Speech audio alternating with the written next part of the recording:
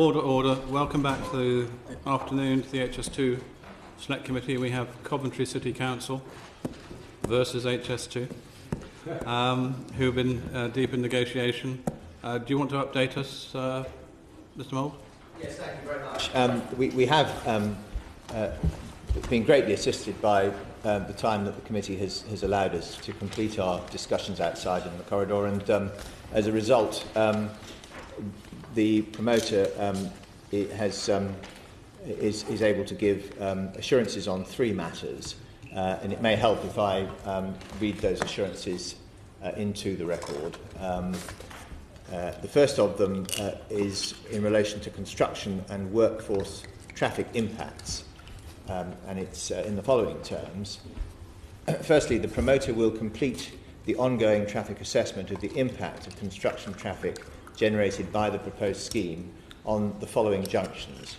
Firstly, the A45 Kenpass Highway, A429 Kenilworth Road junction.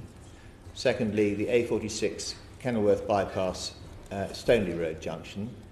Thirdly, the Stoneleigh Road Dalehouse Lane junction. Fourthly, the A45 Sir Henry Parks Road. Fifthly, the A46 Kenilworth Bypass, A452 Leamington Road junction. Sixthly, the A429 Kenilworth Road, Gibbet Hill Road junctions. Seventhly, the A45 St Martin's Leamington Road. Eighthly, the A45 Tile Hill Lane. And ninthly and finally, the A45 Broad Lane. The second part of this assurance is that the promoter shall complete the assessments to which I've just referred using input traffic assumptions which it shall use reasonable endeavours to agree with the Highway Authority. Thirdly, the promoter shall use reasonable endeavours to complete the assessments within 4 months, and in any event shall complete the assessments within 6 months of the date of this assurance, so today. Fourth, throughout all remaining work, completing the ongoing traffic assessment, including consideration of any roadworks, junction improvements or alterations assessed as part of that overall assessment required under the first paragraph of this assurance, the promoter shall consult actively with Coventry City Council, taking account at all times of the Council's following concerns. Firstly, the use of the A46 C32 Stoneleigh Road junction and the A429 Gibbet Hill Road as a construction route junction during peak hours. Secondly, the level of construction and workforce traffic in the vicinity of the University of Warwick. Thirdly, the use of the following roads for construction traffic: Gibbet Hill Road, Crayfield Grange Road, Crackley Lane, Bockenden Road, Westwood Heath Road, Charter Avenue, Kirby Corner Road and Cromwell Lane, and that HS2 construction and maintenance traffic shall be routed on roads that are suitable for the purposes of construction and or maintenance access, these routes being agreed with the relevant Highway Authority in accordance with the provisions of Schedule 16 to the Bill. Before the end of the committee hearings in the House of Commons, the promoters will provide a report to the committee on the traffic assessment work that postdates this assurance and the extent to which the concerns identified above have been addressed. Coventry City Council will respond to this report in writing for the benefit of the committee. The promoter understands that Coventry City Council is accepting this assurance on the assumption that there will be a further opportunity to petition further on this issue if and when additional provision 2 to the bill is published. And then the fifth paragraph under this topic, where such an assessment of any of the junctions identifies an unacceptable impact at that junction as a result of HS2 construction traffic for longer than a continuous period of 40 days, the nominated undertaker will consult with the Highway Authority and, subject to any approvals required from the Planning Authority, will either put in place appropriate mitigation measures within the powers of the Bill or the existing powers of the Highway Authority to increase the capacity of the junction, or accept such limits on the use of the junctions by HS2 large goods vehicles per hour in the weekday, morning and evening peak periods as to ensure that the junctions operate within capacity as far as reasonably practicable.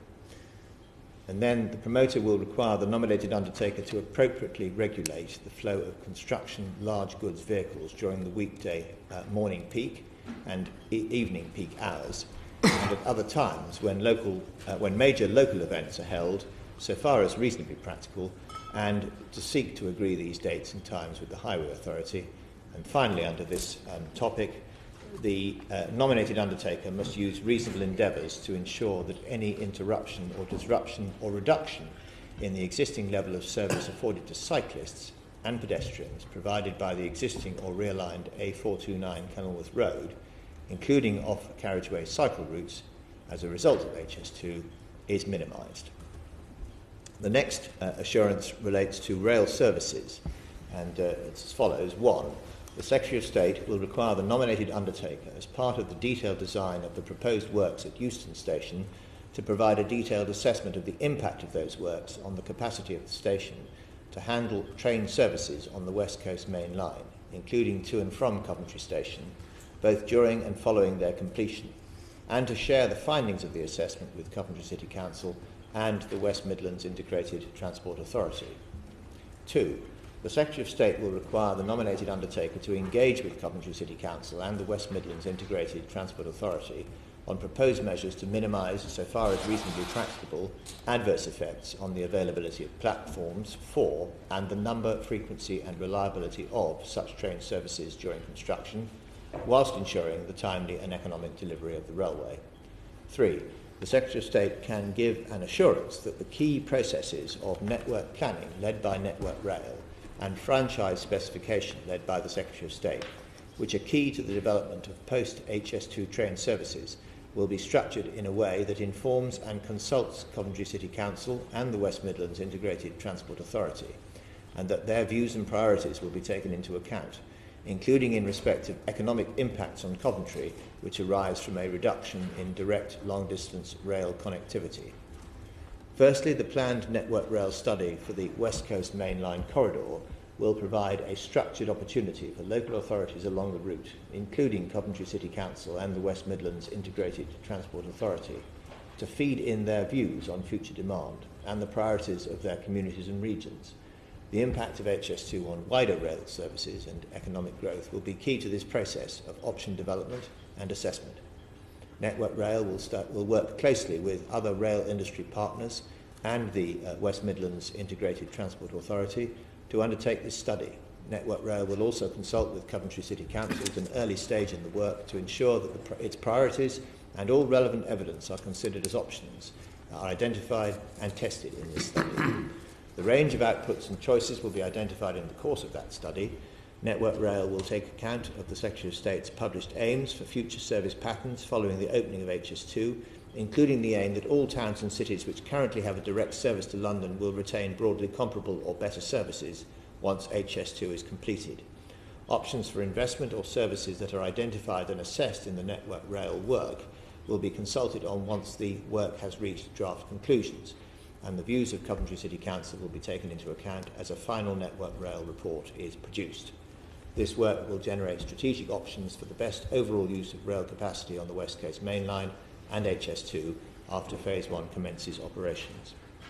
Secondly, the Secretary of State will have a major role in any significant future service changes on the West Coast Main Line corridor via his role as franchising authority. Franchised service requirements contracted with private operators by the Secretary of State will be developed in consultation with passenger representatives, freight users and local authorities, including the West Midlands Transport, I think that must mean the West Midlands Integrated Transport Authority and Coventry City Council. For the relevant franchises, this crucial work on service development is currently anticipated to take place in the early 2020s. And the third and final subject matter of these assurances is for tracking at Carroll Green, Berkswell. The assurances in the following terms. The Secretary of State will undertake with Coventry City Council and other relevant stakeholders a reasonably detailed study of the case for including, as part of the construction works for HS2, passive provision beneath the Carroll Green Bridge at Berkswell, where the HS2 railway crosses the existing two-track Birmingham to Rugby railway line, for the purpose of facilitating a future four-tracking of the West Coast Main Line. The Secretary of State will engage with Coventry City Council and other relevant stakeholders on the findings of the study before a final decision is taken on the detailed design of this railway crossing. Okay. Thank you. Thank you very much, Mr. Mull. Before I go to Coventry, can I just ask one question? We had a number of discussions some weeks ago to do with the University of Warwick, who clearly also have an interest in particularly the traffic arrangements and many of the issues which were raised by the City Council. Is this study of traffic going to be available to them via either HS2 or indeed City Council and the Integrated Transport Authority? Or? That is my understanding, yes. Sorry, yeah. Who's going to... Mr Lewis, are you? I'm counsel for the City Council, yes, and we would endeavour to share that document with them, and we would indeed encourage their response to it as well. Okay. Are you happy? Content, so certainly yes, and I'd like to thank the promoter for the constructive efforts this morning to move matters forward. We have worked hard to come to a detailed but agreed position at this stage, and we're grateful to them. Okay, well... And we should also be aware of the promoter's responses to some of the issues that haven't been mentioned. Like, for example, the bill doesn't need to spell out the name of the interchange station and things like that. Thank you. Okay, thank you.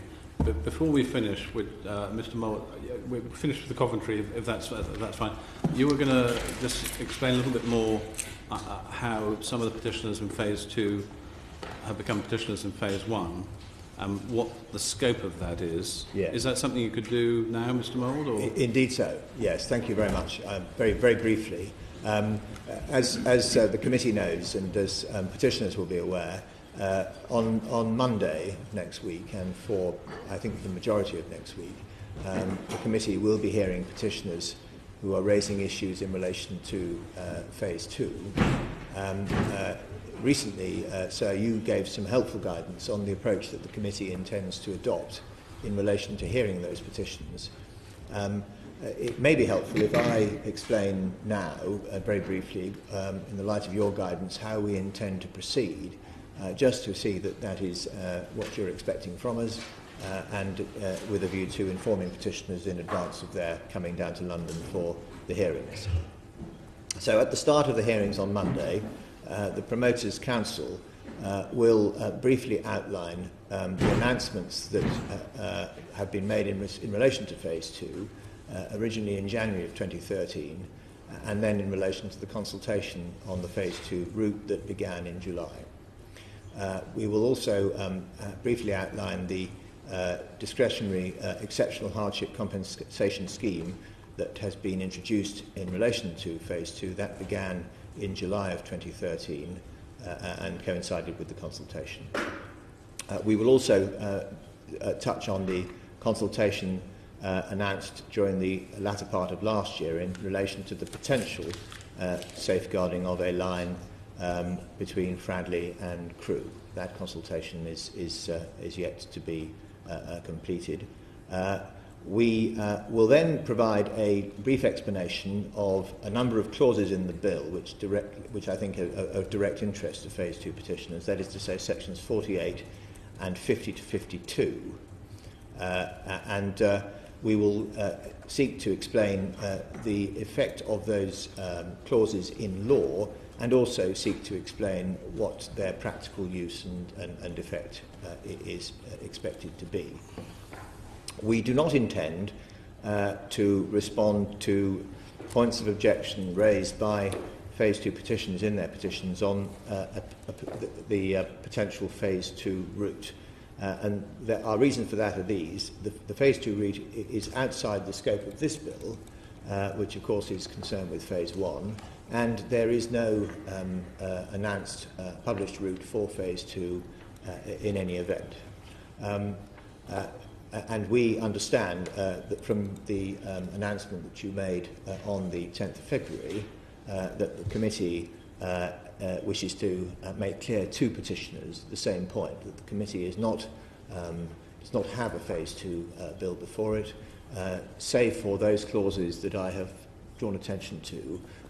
The Phase 1 bill does not seek to make provision for actions and activities north of the northern limits of the Phase 1 bill, and therefore, to say nothing of the committee's terms of reference, no useful purpose would be heard by detailed expositions in relation to the merits or demerits of potential routes or alternatives for a Phase 2 railway. In other words, the petitioners will have to petition again at some point in order to make broader points but the scope may be quite narrow. Yes. Okay. Thank you very much. Any further comments by members of the committee? Okay. Thank you very much. Order. See you tomorrow.